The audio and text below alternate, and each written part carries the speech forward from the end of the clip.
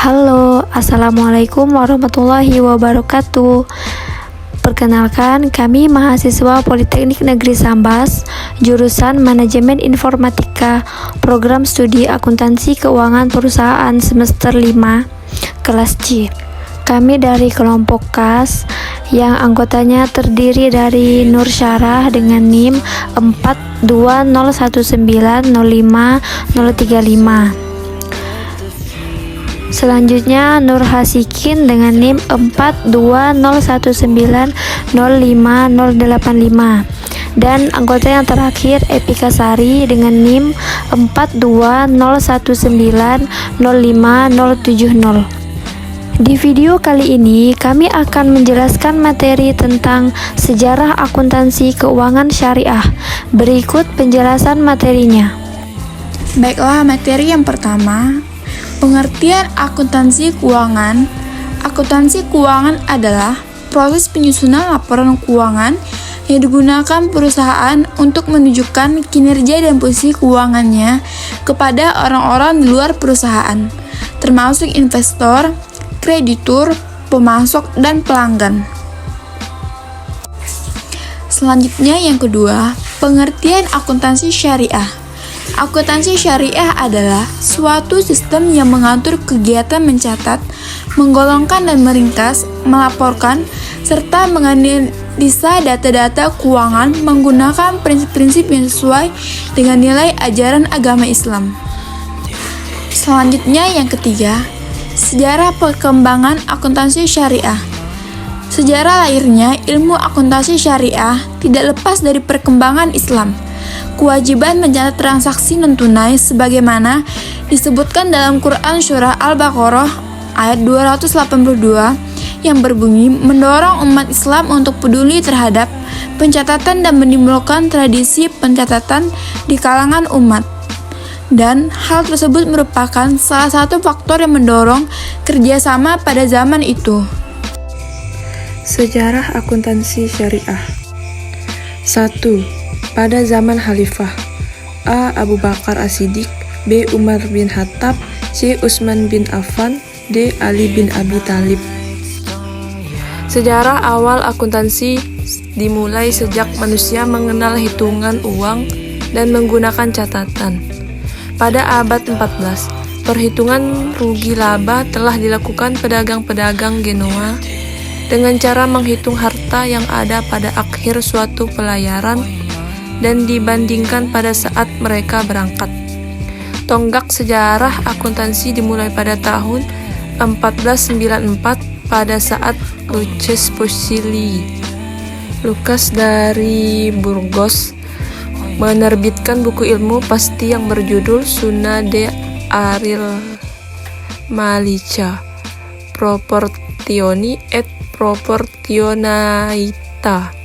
Dalam buku itu terdapat satu bab berjudul Tractatus de Computius et Scripturiu yang berisi cara-cara pembukuan menurut catatan berpasangan atau double bookkeeping.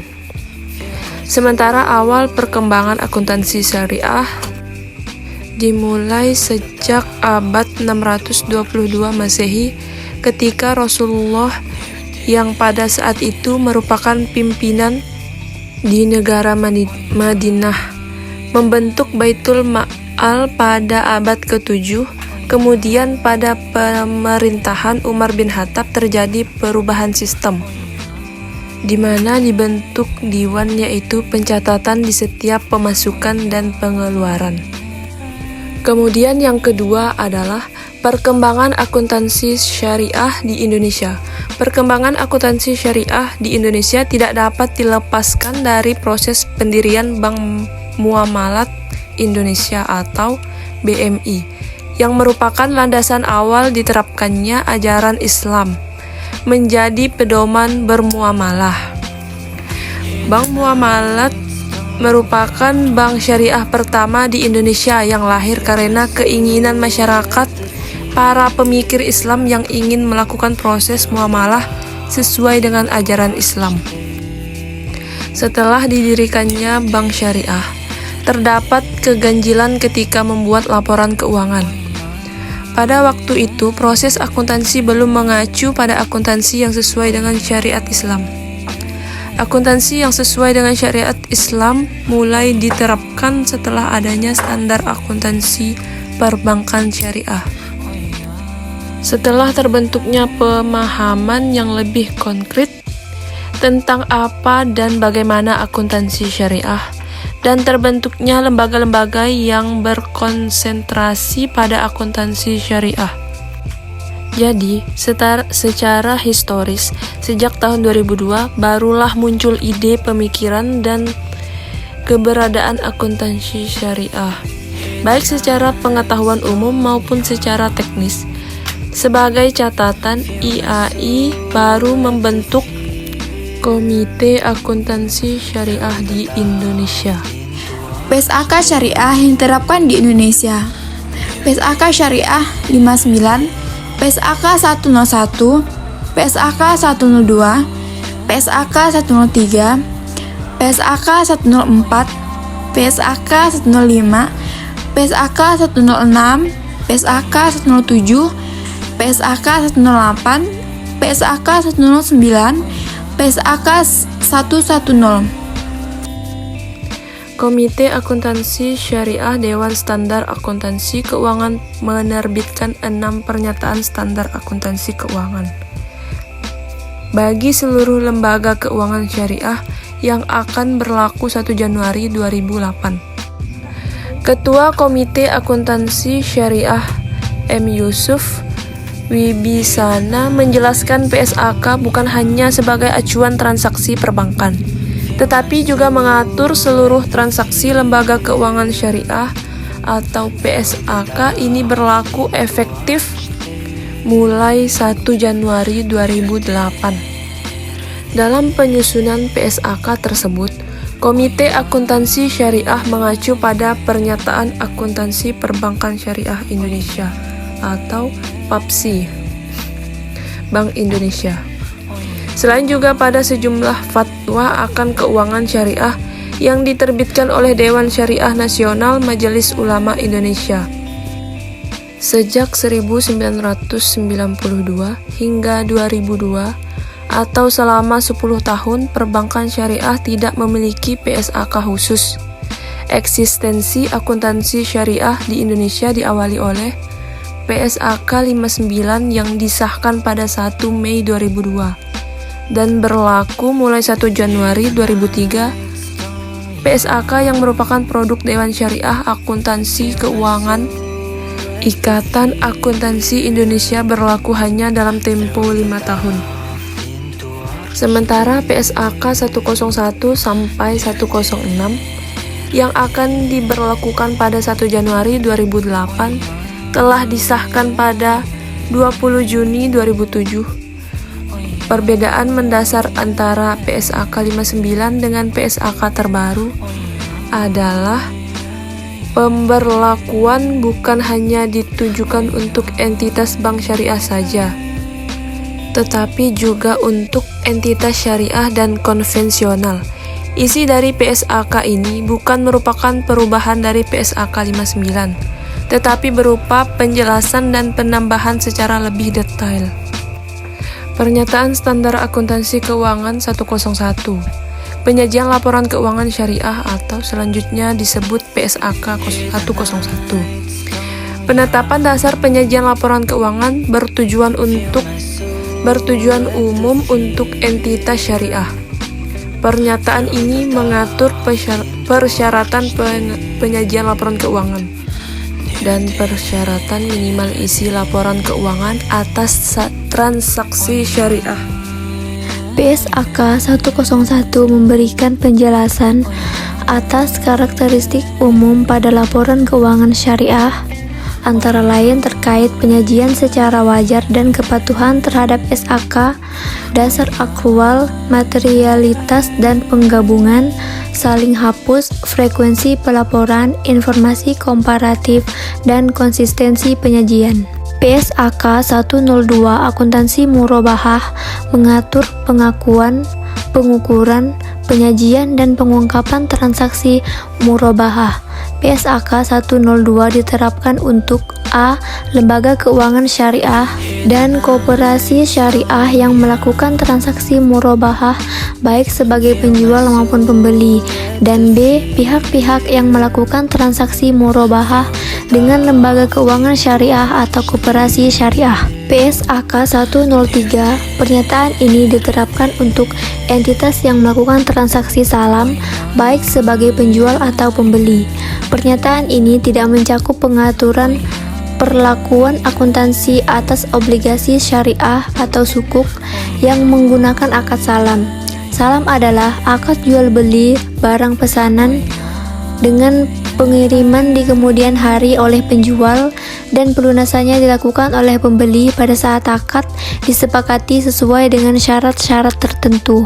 PSAK 104 mengatur pengakuan, pengukuran, penyajian, dan pengungkapan transaksi istisna.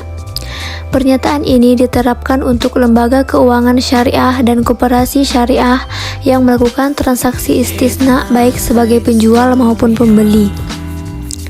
Istisna adalah akad jual beli dalam bentuk pemesanan pembuatan barang tertentu dengan kriteria dan persyaratan tertentu yang disepakati antara pemesan dan penjual. PSAK 105 mengatur pengakuan, pengukuran, penyajian, dan pengungkapan transaksi mudharabah.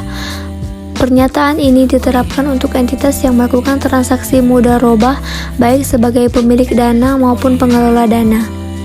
Pernyataan ini tidak mencakup pengaturan perlakuan akuntansi atas obligasi syariah yang menggunakan akad mudharabah. Mudharabah adalah akad kerjasama usaha antara dua pihak di mana pihak pertama menyediakan seluruh dana, sedangkan pihak kedua sebagai pengelola dana. Dan keuntungan dibagi di antara mereka sesuai kesepakatan. Sedangkan kerugian finansial hanya ditanggung oleh pemilik dana. Selanjutnya, PSAK 106 mengatur pengakuan, pengukuran, penyajian, dan pengungkapan transaksi musyarakah, tetapi tidak mencakup pengaturan perlakuan akuntansi atas obligasi syariah yang menggunakan akad musyarakah. Musyarakah adalah akad kerjasama antara dua pihak atau lebih untuk suatu usaha tertentu di mana masing-masing pihak memberikan kontribusi dana dengan ketentuan bahwa keuntungan dibagi berdasarkan kesepakatan, sedangkan kerugian berdasarkan porsi kontribusi dana. Dana tersebut meliputi kas atau aset non-kas yang diperkenankan oleh syariah. Selanjutnya, PSAK 107 mengatur pengakuan, pengukuran, penyajian, dan pengungkapan transaksi ijarah. Ijarah adalah akad pemindahan hak guna atas suatu aset dalam bentuk tertentu dengan pembayaran sewa tanpa diikuti dengan pemindahan. Aset ijarah adalah aset baik berwujud maupun tidak berwujud yang atas manfaatnya disewakan. PSAK 108 mengatur pengakuan, pengukuran, penyajian, dan pengungkapan transaksi asuransi syariah. Transaksi asuransi syariah yang dimaksud dalam pernyataan ini adalah transaksi yang terkait dengan kontribusi peserta, surplus dan defisit underwriting, penyisihan teknis, dan saldo dana tabarruk. Berbeda dengan PSAK 108 yang disahkan tahun 2009, PSAK 108 revisi 2016 memberikan definisi asuransi jangka pendek dan jangka panjang. Klasifikasi tersebut mengacu ke PSAK 28 yang berisi tentang akuntansi kontrak asuransi kerugian dan PSAK 36 akuntansi kontrak asuransi jiwa.